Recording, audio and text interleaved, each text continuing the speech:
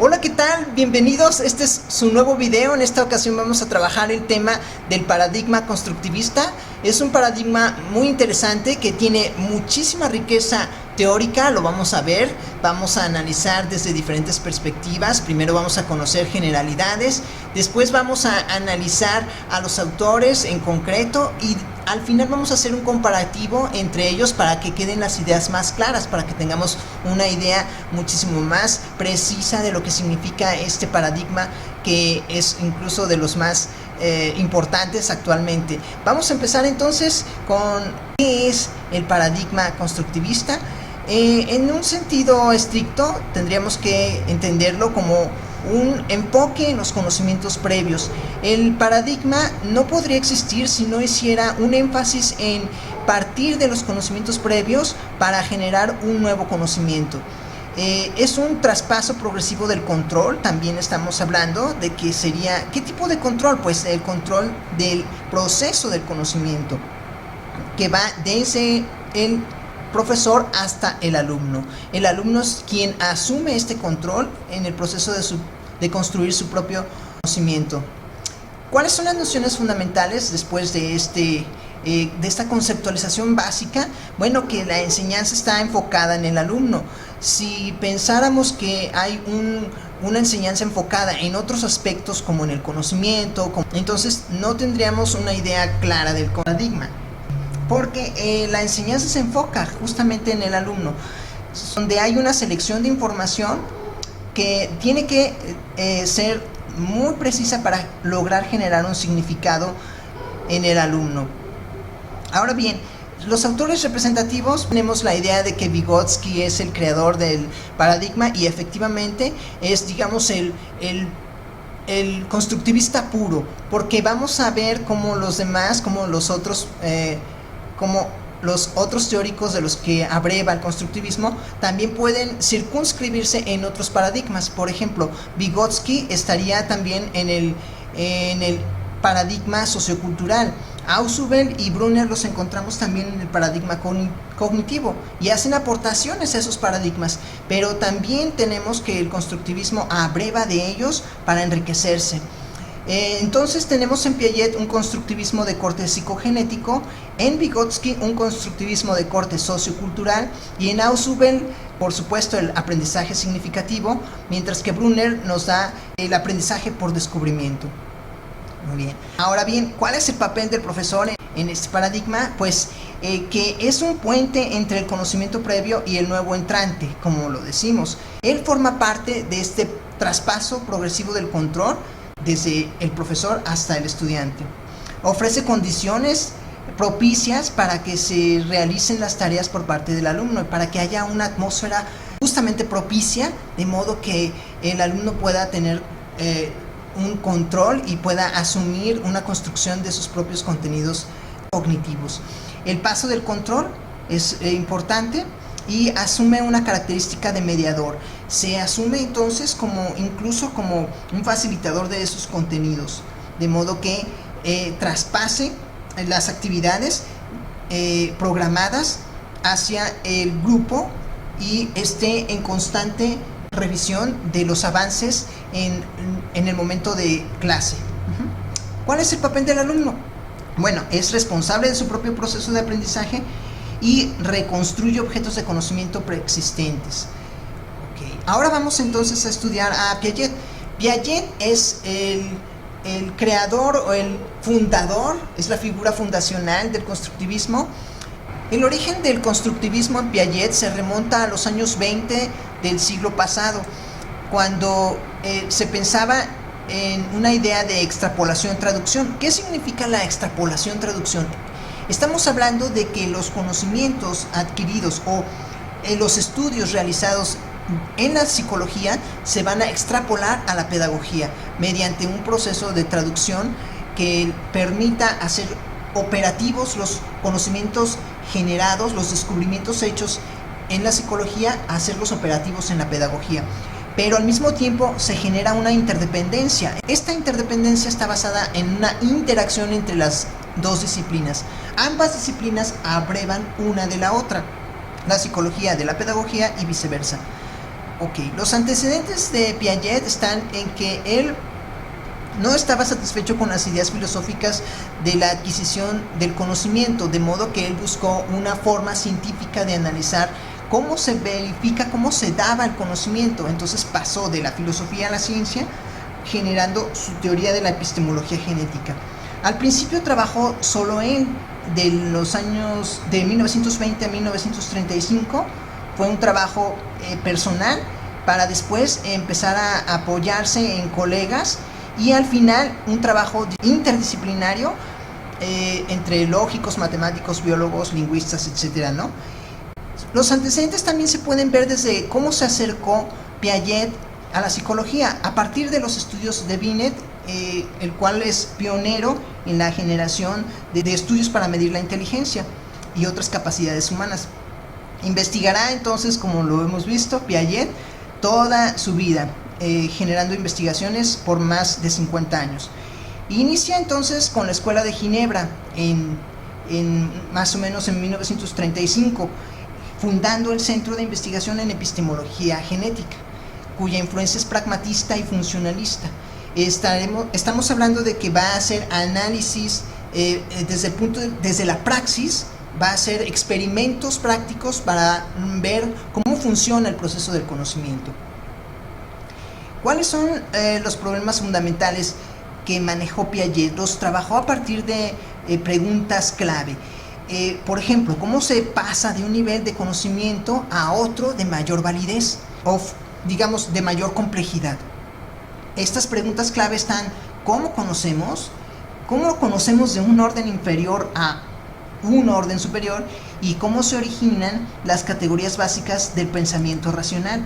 Esto le interesó sobremanera debido a que le interesaba analizar cómo se verificaba el conocimiento a partir de los procesos de razonamiento.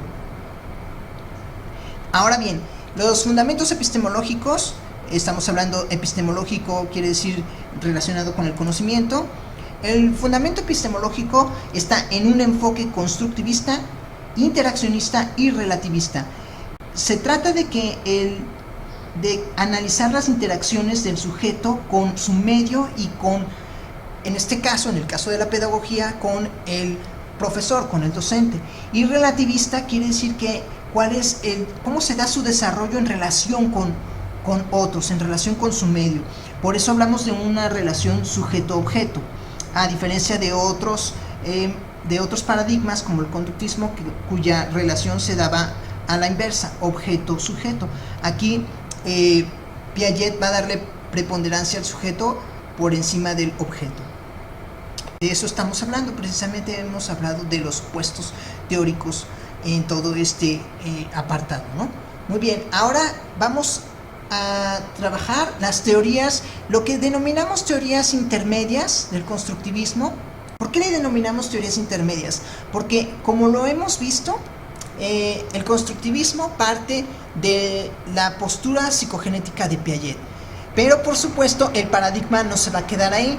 El paradigma va a ser enriquecido por otros autores, entre ellos Brunner.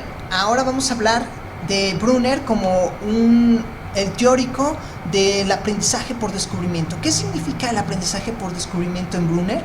Bueno, vamos a definirlo como el potencial para descubrir conocimiento. Todo ser humano tiene ese potencial de descubrir, pero de acuerdo con una actividad autorreguladora. Es decir, el descubrimiento solo se da de manera en la que tú seas capaz de autorregularte.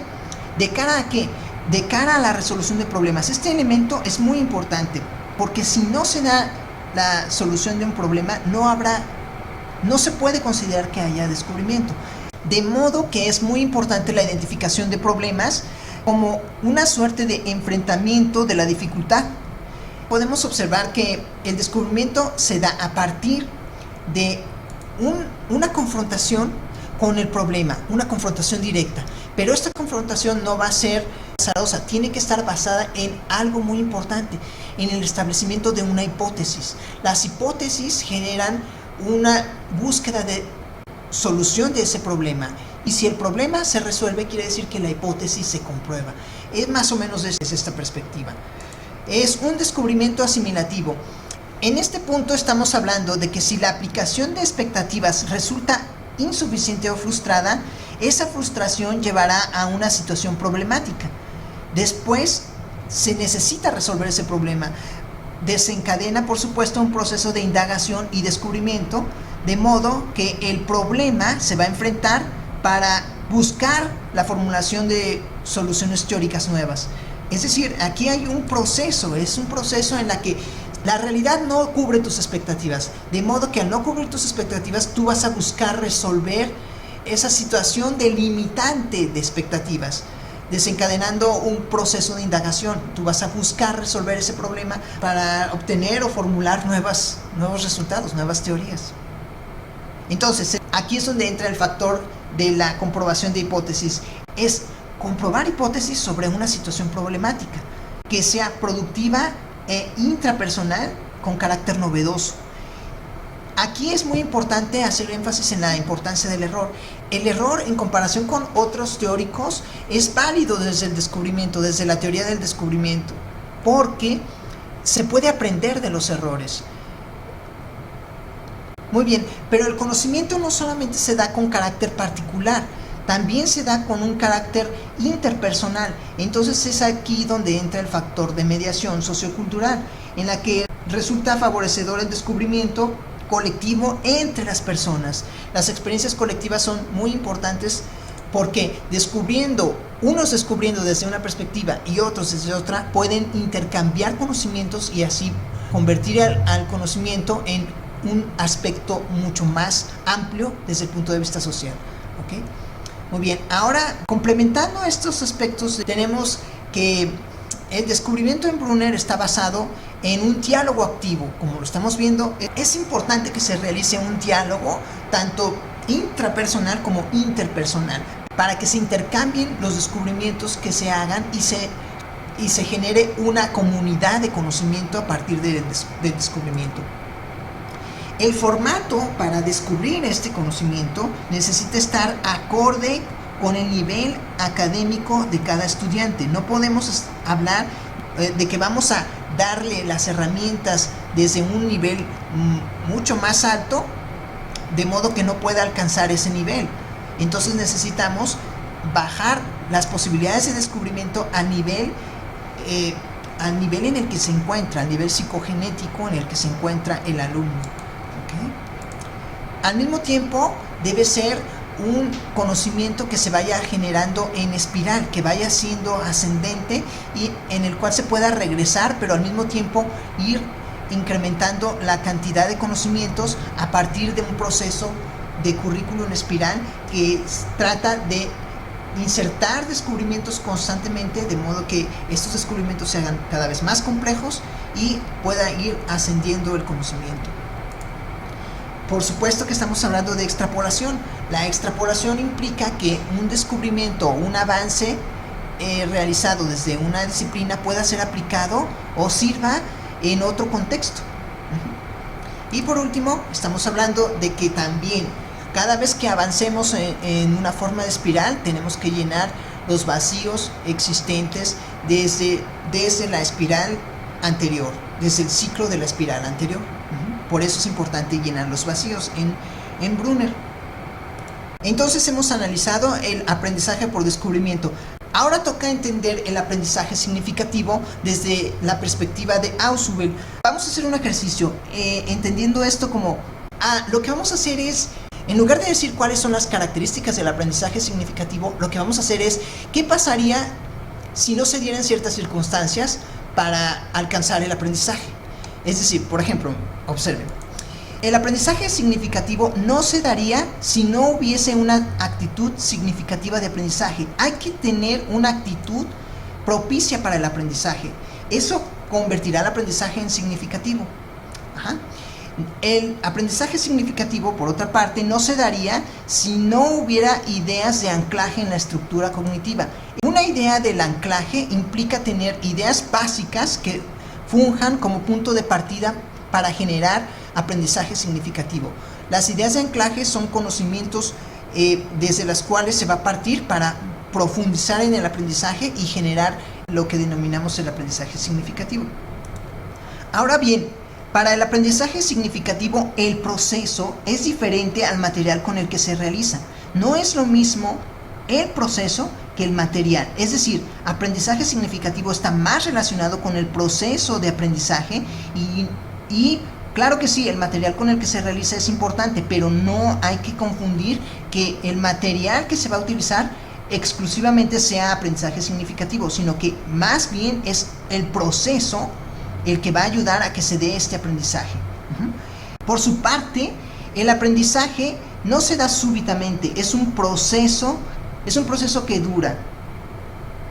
El aprendizaje significativo no se daría si no hubiese un intercambio prolongado de significados. Esto complementa la idea anterior, por eso dice que es un proceso demorado, porque es un intercambio prolongado de significados que se dan, incluso podríamos hablar a lo largo de todo un ciclo escolar, por ejemplo, ¿no?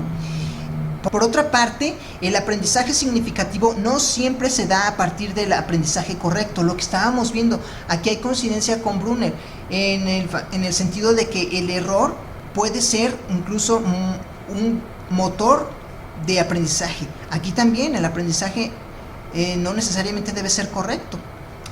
Y por último, no se daría un aprendizaje significativo si no hubiese una conexión sustantiva entre el educando y los contenidos de aprendizaje.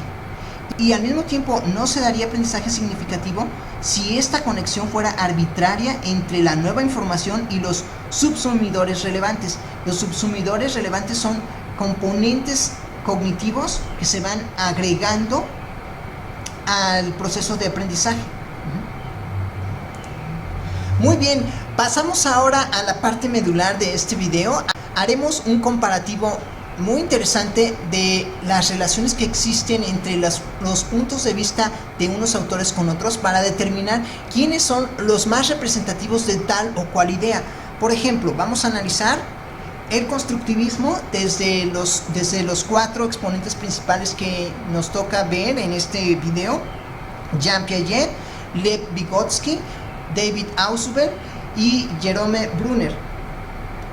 Estos 4 autores tienen diferentes características. ¿Cuáles serían estas que se englobarían en cada uno? Es un ejercicio que vamos a hacer. Por ejemplo, si pensamos que el constructivismo tiene una intención de desarrollo por etapas, en la que el sujeto interactúa con el objeto de conocimiento y en la que conoce la realidad en sucesivas aproximaciones, donde los conocimientos no son innatos y el aprendizaje se apoya en conocimientos previos, ¿de quién estaríamos hablando? ¿De Jean Piaget, Vygotsky, Ausubel o Brunner? Bueno, como se trata de ideas probablemente fundacionales, entonces estaríamos hablando de Jean Piaget o de Vygotsky. Pero si estamos hablando de desarrollo, entonces está más relacionado con Piaget, desarrollo por etapas. Luego, el sujeto interactúa con el objeto de conocimiento. Esta es una idea piagetiana por excelencia. Y al mismo tiempo, conocen la realidad en sucesivas aproximaciones. Todos trabajan la idea de asumir la realidad, como lo acabamos de ver, progresivamente. Pero ¿quién fue el de la idea generacional de este postulado? Lo vamos a ver. Muy bien, vamos a ver quiénes son. Tenemos la intención de desarrollo por etapas, es de Piaget. El sujeto interactúa con el objeto de conocimiento, es también de Piaget. Aquí son ideas básicamente enfocadas en Piaget.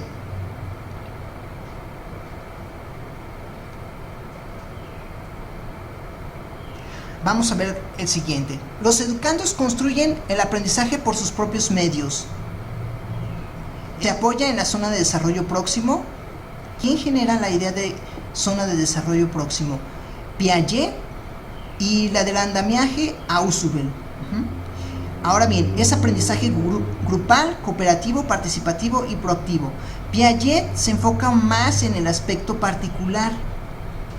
Entonces, Vygotsky aporta más la idea del aprendizaje grupal. A partir de Vygotsky se generará el constructivismo sociocultural, que está relacionado con el aprendizaje cooperativo, participativo y proactivo. Y luego viene, el aprendizaje tiene una influencia sociocultural. Lo mismo, estaríamos hablando de que Vygotsky es el generador de la idea fundacional. Y el sujeto descubre el conocimiento, lo acabamos de ver. ¿Quién es? La palabra descubrimiento ¿En quién está relacionada? Está relacionada con Brunner. A ver, entonces vamos a ver. El primero, Piaget, todos. Estamos hablando de que todos tienen la construcción de aprendizaje por sus propios medios. Luego, el desarrollo próximo es de Vygotsky, el andamiaje de Brunner. El aprendizaje cooperativo es de todos menos Piaget. El aprendizaje tiene una influencia sociocultural también de todos ellos. Y el descubrimiento está en Brunner. Ajá. Ok, lo acabamos de notar perfectamente. Ahora bien, el aprendizaje es significativo. ¿Quién habla del aprendizaje significativo? Probablemente estamos hablando de Ausubel. Promueve desequilibrios y equilibración, entre otros, por medio del conflicto cognitivo. Estamos hablando de la teoría de desequilibrios y equilibración. Piaget es el pionero de la idea, es el generador de la idea. Se apoya en una dirección mediatizada. Yo creo que todos están hablando de que la dirección, que el docente es un mediador. Entonces vamos a ver si es correcto esto. Y el conocimiento es transferible a otras situaciones. En realidad el conocimiento puede transferirse, lo estábamos hablando con Brunner, como extrapolación, y en Ausubel se ve como transferencia. Entonces, y genera métodos de trabajo colaborativo. Probablemente vamos a tener estos tres últimos. Vamos a ver. Entonces, el aprendizaje significativo es de Ausubel, los desequilibrios y equilibración son de Piaget y Ausubel los trabaja, se apoya en una dirección mediatizada, todos ellos, lo bocetó Piaget, pero lo desarrolló Vygotsky, y el conocimiento es transferible a otras situaciones, ya vimos a quién se refiere, y genera métodos de trabajo colaborativo, los tres últimos. Ok, muy bien. Y ahora vamos por último a los 5 últimos elementos, las 5 últimas características. El maestro promueve situaciones de aprendizaje. Aquí ya estamos hablando de que todos están generando o buscan generar situaciones de aprendizaje. En el constructivismo esto es muy importante. El maestro desarrolla una enseñanza indirecta. Sí, estamos hablando de que solamente es, no solamente, estamos hablando de que el maestro es el punto medio entre el conocimiento y el alumno, y va a ser el que direccione, el que genere una dirección hacia dónde va a ir el conocimiento en el aula por parte del alumno. El maestro crea atmósferas de respeto. Es importante que cuando se generen trabajos en equipo, que los miembros de cada equipo dialoguen de manera respetuosa entre ellos y colaborativa, por supuesto. Los alumnos aprenden y se desarrollan en la medida en que construyen significados personal y socialmente. Aquí la cuestión significados, a quien alude, probablemente está hablando de Ausubel. Y por último, subraya los esquemas, las estructuras y los procesos mentales. Esta aportación, la generación de esquemas, es una idea fundacional de Piaget. También lo vemos en el cognitivismo, pero Piaget lo trabaja de manera muy a profundidad. Vamos a ver entonces a quién corresponde cada uno. El maestro promueve situaciones de aprendizaje. Estaremos hablando de todos ellos, todos los constructivistas. El maestro desarrolla una enseñanza indirecta. También estamos hablando de todos, lo trabajan en sus teorías e hipótesis. El maestro crea atmósferas de respeto. Es una idea de Vygotsky. Los alumnos aprenden desde los significados y subraya los esquemas. Piaget es el iniciador y Brunner el seguidor de esta idea, ¿no? Muy bien. Bueno, por último, vamos a analizar ¿a quién correspondería dentro de este paradigma constructivista? ¿A quién correspondería en la línea del tiempo los circulitos naranjas? Si estamos hablando de que alguien comenzó sus estudios desde la década de los 20, concluyó en los 80 y luego tuvo apoyo de parte de los neopiagetianos, entonces estamos hablando de que este es Piaget. Este de aquí, que también es ¿por qué hay un corte entre uno y otro? ¿Por qué se ve muy pequeño este enfoque que después se convertiría en modelo? ¿De quién estamos hablando? Estamos hablando de Vygotsky. Cuando fue vetado en sus teorías por el régimen stalinista en la Unión Soviética. Después, con la muerte de Stalin, vendría un redescubrimiento de Vygotsky, de sus ideas, para aportar al constructivismo desde el modelo sociocultural. ¿Y quiénes serían estos? Bueno, ya de una vez vamos a ver quiénes son, ¿no? para tener una idea clara, aquí está. Claro que sí. En naranja tenemos al modelo psicogenético de Piaget. En verde, inicialmente, murió joven Vygotsky, pero dejó grandes aportaciones con su modelo sociocultural.